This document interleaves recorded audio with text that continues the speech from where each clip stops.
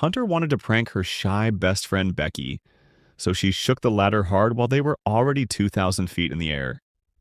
She didn't realize all that shaking made the ladder screws loose. When they finally reached the top of the tower, they started taking silly photos like social media stars. But just when they were about to climb down, the ladder suddenly slid, and the screws popped out one by one. Becky slipped and fell, but luckily the rope around her held tight. She dangled high in the air, swinging like a broken swing. If she fell, she wouldn't survive. Hunter grabbed the rope and tried to pull Becky up, but her own foot slipped. The sudden jerk made Becky scream in fear. Thankfully, Hunter quickly got her balance back, and the two worked together, one pulling, the other climbing. After some hard struggling, Becky finally got back to the top. Before they could rest, they noticed something terrifying. The ladder had completely broken off and fallen to the ground. They were stuck on an old TV tower 2,000 feet in the air with no way down. Hunter took out her phone to call for help, but there was no signal up there. They searched the small toolbox on the platform and found only binoculars and a flare gun with a few bullets. Then Hunter remembered.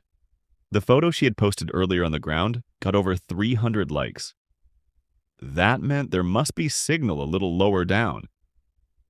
She typed a rescue message, tied her phone to a rope, and lowered it. But the rope wasn't long enough. The message didn't send. Hunter made a risky choice. She climbed out of the safety cage, holding onto the broken ladder and hanging in the open air. She even let go with one hand, trying to drop the phone lower. Becky's heart pounded in fear.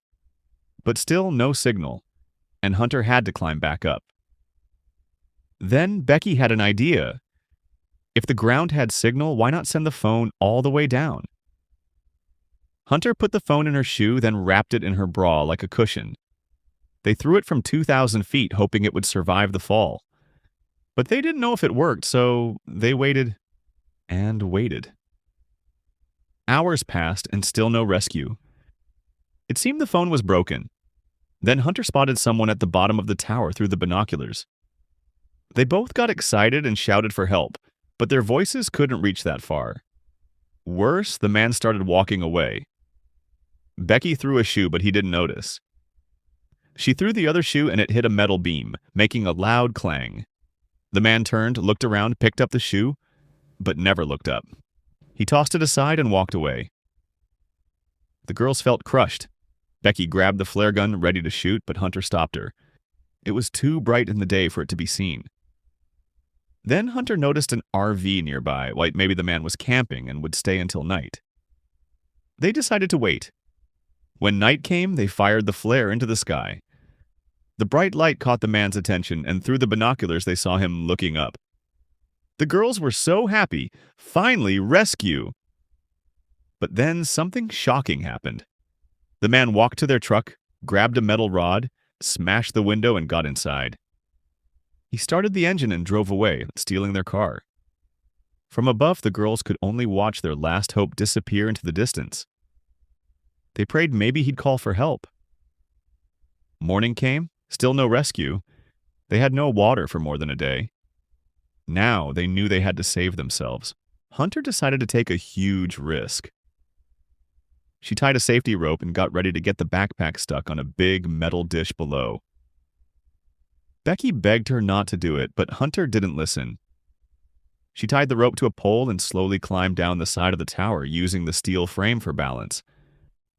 Suddenly, her hand slipped, and she swung in the air, hanging only by the rope. She managed to steady herself and kept going down, but when she reached the end of the rope, the backpack was still too far away. She leaned sideways, stretching her arm, but it wasn't enough. Becky shouted for her to come back up, but Hunter had a crazier idea. She unclipped her safety rope. Now she was dangling with no protection, holding the rope with one hand and reaching with the other. Still too far. Hunter kicked off the tower wall, swinging herself higher. She timed it perfectly, let go, and jumped. Her heart pounded, but she landed on the dish safely. She grabbed the backpack right away and took a huge drink from the water bottle inside, while Becky watched from above thirsty. But now there was a new problem. How would Hunter get back? She tried reaching for the rope, but it was just out of reach.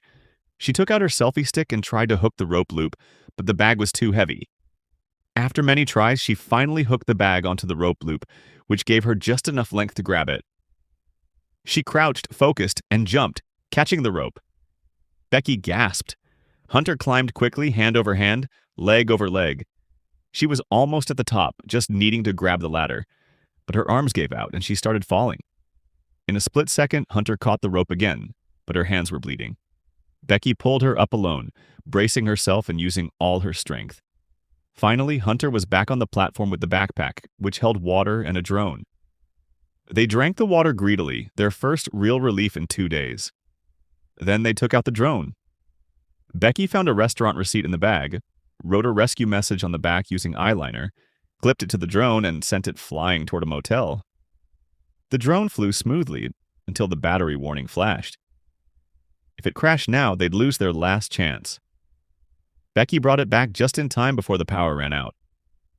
They thought about giving up, but then realized they could use the tower's signal light to charge it. Becky climbed to the very top, unscrewed the cover, and plugged in the charger. To her surprise, it worked. She waited for 2 hours until it was fully charged. Back on the platform, she launched the drone again. On the screen, she saw buildings getting closer, out almost there.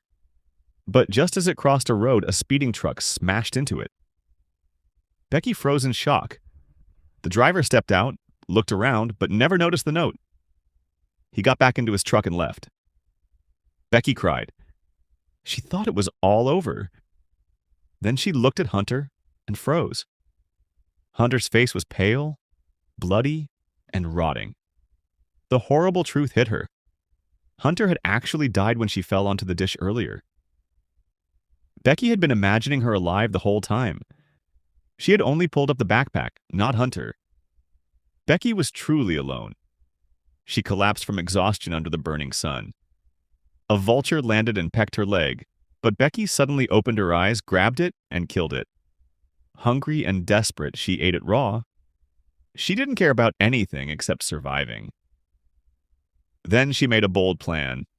She climbed down the remaining ladder, clipped the rope to the lowest bar, and slid down to the dish where Hunter's body lay.